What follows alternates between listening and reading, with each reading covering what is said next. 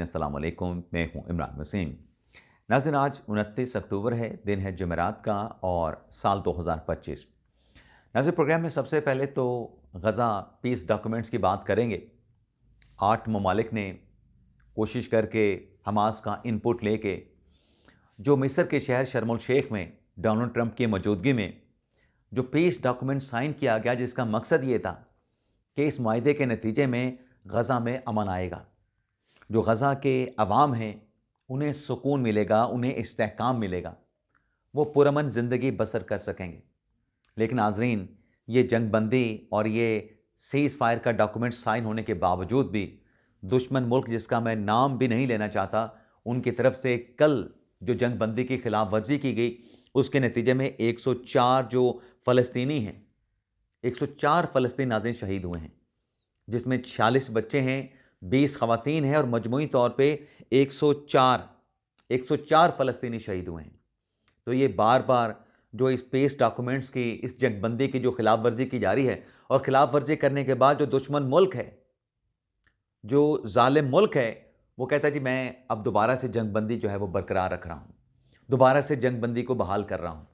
इल्ज़ाम क्या लगता है कि हमास की जानिब से वायलेशन की गई, जबकि हमास बार बार इस बात को क्लियर कर रहा है कि उनकी तरफ से इस मुआहदे के किसी मौके पर भी वायलेशन नहीं की गई है। हमास की तरफ से बार बार कहा जा रहा है कि वो जंगबंदी पर कायम है, वो जंगबंदी पे कायम रहेगा। तो फिर नाज़रीन, ये जो वायलेशंस हो रही हैं इसको किसने देखना है? पाकिस्तान के कल दफ्तर ख़ारजा ने स्टेटमेंट जारी किया है, जिसमें ये कहा गया है कि आलमी बरादरी और ख़ास तौर पे अमेरिका जो है, जंगबंदी के पीस डॉक्यूमेंट्स की डॉक्यूमेंट्स की जो खिलाफ वर्जी हो रही है, इसको देखे, वहाँ पे अमन को बहाल करे। तो ये पाकिस्तान ने वाज़े तौर पे मुतालबा किया है। बाकी ममालिक का भी यही मुआहदा है जो इस पीस डॉक्यूमेंट्स के सिग्नेटरी हैं। अब नाज़रीन, आते हैं हमारे ब्लॉग की जो दीगर अहम खबरें हैं। गज़ा से मुतल्लिक एक और भी प्रोपेगेंडा है भारत का, उस पर आगे चल के हम बात करेंगे। एक तो नाज़रीन, अफ़गानिस्तान के मीडिया ज़ाविया ने यह रिपोर्ट किया है कि रात गए काबुल पर और अफ़गानिस्तान के मुख्तलिफ़ शहरों पर जेट तैयारों की आवाज़ें सुनी गईं। नाज़रीन, ये जो रिपोर्ट किया है अफ़गानिस्तान के मीडिया ज़ाविया न्यूज़ ने, यह ख़बर पार्शली दुरुस्त है। पार्शली ऐसे दुरुस्त है कि ये जेट नहीं थे, ये ड्रोन्स थे। ये जो अफ़गानिस्तान के मुख्तलिफ़ शहरों पे जो जेट्स देखे गए, या जेट्स की आवाज़ सुनी गई, ये लड़ाका तैयारे नहीं थे, ये ड्रोन हैं, ये ड्रोन फाइटर जेट थे, जिनको आप डबल पर्पज़ के लिए इस्तेमाल करते हैं। आप इससे फुटेजेस भी लेते हैं, आप इससे निगरानी भी करते हैं, और जो टारगेट होता है उसको निशाना भी बनाते हैं। तो ये रात गए काबुल के ऊपर चीज़ें चलती रहें। और आपको याद होगा कि पाकिस्तान और अफ़गानिस्तान का जो आमना सामना तसादम हुआ था, उसमें पहले भी ये इल्ज़ाम लगा था कि पाकिस्तान के फाइटर जेट अफ़गानिस्तान के अंदर गए हैं। पाकिस्तान के फाइटर जेट अफ़गानिस्तान के अंदर नहीं गए थे, उस वक्त ड्रोन इस्तेमाल किए गए थे। और अब भी अफ़गानिस्तान में जो आवाज़ें सुनी गई वो ड्रोन की सुनी गई हैं। बाकी ये इतलात नाज़रीन आ रही हैं कि इस्तांबुल में जो मुज़ाकरात नाकाम हुए हैं, उन मुज़ाकरात की नाकामी के बाद, मतलब वो कामयाब नहीं हो सके, अफ़गानिस्तान अब फिर हाथ पांव मार रहा है, हाथ पांव मार रहा है कि दोबारा से मुज़ाकरात की टेबल पे बैठ के बातचीत की जाए।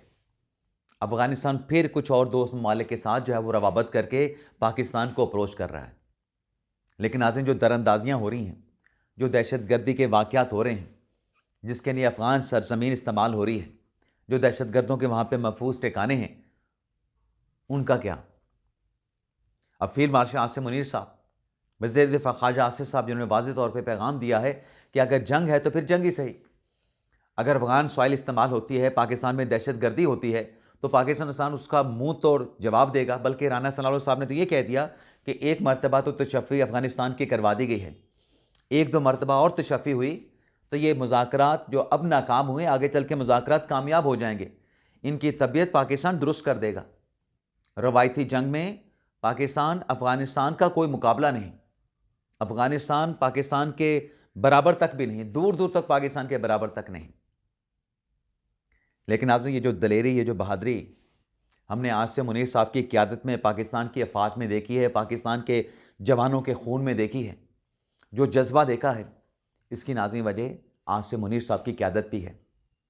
कोई माने ना माने, 2019 में हामिद मीर साहब ने रिपोर्ट किया था ना कि जब भारत की तरफ से स्ट्राइक्स की गई, इमरान खान साहब ने पूछा, बल्कि पीटीआई के लोग भी इस पर प्रोपेगेंडा करते हैं, जनरल बाजवा ने कहा कि हमारे टैंकों को तो जंग लगा हुआ है, हम तो भारत के साथ जंग नहीं लड़ सकते। लेकिन आसिम मुनीर ने अपनी वलवला अंगेज़ क़यादत के साथ, अपने दलेराना फैसलों के साथ ना सिर्फ दलेराना फैसला किया बल्कि साबित किया कि भारत के साथ जंग भी हो सकती है, भारत को जंग हराई भी जा सकती है। तो कल एक टीवी टॉक शो में राना सनाउल्लाह साहब ने कहा कि जो खासियतें, जो सिफतें, जो खसूसियात खालिद बिन वलीद की हुआ करती थी, वही क्वालिटीज़ जो हैं वो आसिम मुनीर साहब में भी हैं, फील्ड मार्शल में भी हैं। अच्छा, इस बयान पे भी जो राना सनाउल्लाह साहब ने दिया कि खालिद बिन वलीद में जो क्वालिटीज़ थी वही क्वालिटीज़ जो हैं वो आसिम मुनीर साहब में दिखाई देती हैं, तो इस पर भी प्रोपेगेंडा हो रहा है। और भाई वो क्या क्वालिटीज़ थी जो खालिद बिन वलीद में थी? बहादुरी थी ना, दलेरी थी।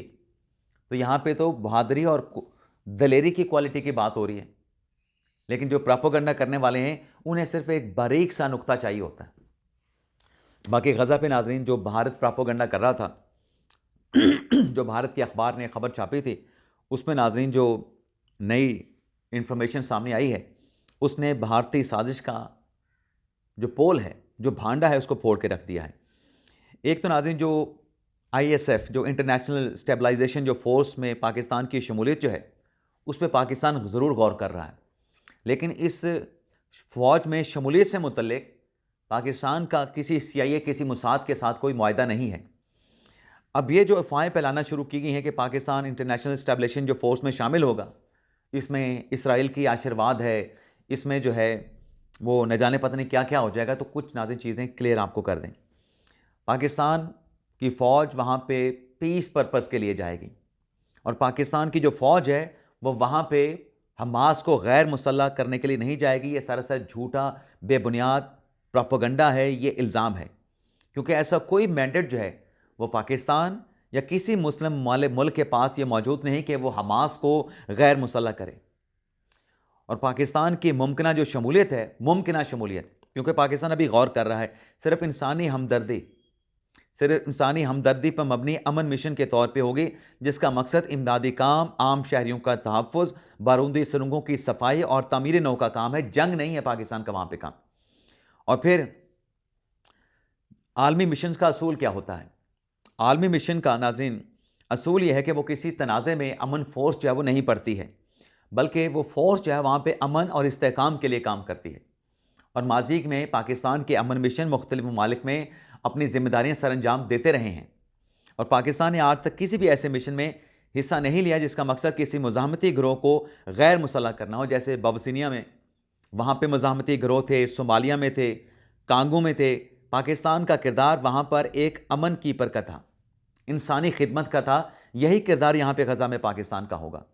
और फिर पाकिस्तान की फ़ौज वहाँ पे इसराइल की मदद नहीं करेगी, बल्कि पाकिस्तान की फ़ौज की वहाँ पर मौजूदगी इसराइली ज़्यादतियों को रोकने और फ़लस्तीनियों के तहफ़्फ़ुज़ को यकीनी बनाने के लिए होगी, ना कि इसराइल को फ़ायदा पहुँचाने के लिए।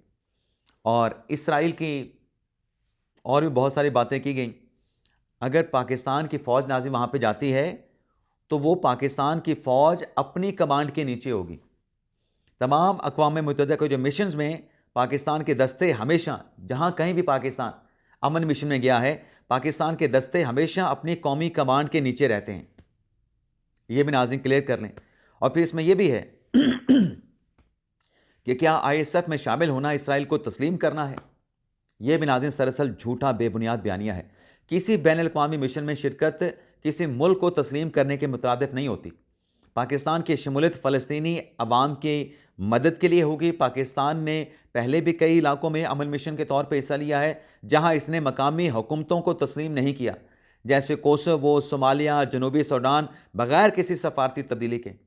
पाकिस्तान का इसराइल के बारे में मौक़िफ़ असूली और अटल और सब वाज़ेह है, सबको मालूम है, उसमें नाज़रीन कोई फ़र्क नहीं पड़ा। ये रात सिक्योरिटी ज़राए की जानिब से बड़ा अहम जो है ये एक मैसेज रिसीव हुआ, जो मैं आपके सामने रख रहा हूँ कि इंडियन मीडिया ये प्रोपेगेंडा कर रहा है कि शायद ये जो इंटरनेशनल स्टेबलाइजेशन जो फोर्स है, ये मतलब इसके ज़रिए हमास को गैर मुसल्लह किया जाएगा, इसराइल को तस्लीम कर लिया जाएगा, तो इसका हकीकत के साथ कोई ताल्लुक़ नहीं।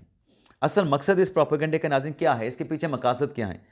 इसके पीछे मकासद पाकिस्तान की आलमी साख को नुकसान पहुंचाना है, अंदरूनी इंतशार पैदा करना है, मुस्लिम ममालिक में पाकिस्तान की कायदाना किरदार को कमज़ोर करना है।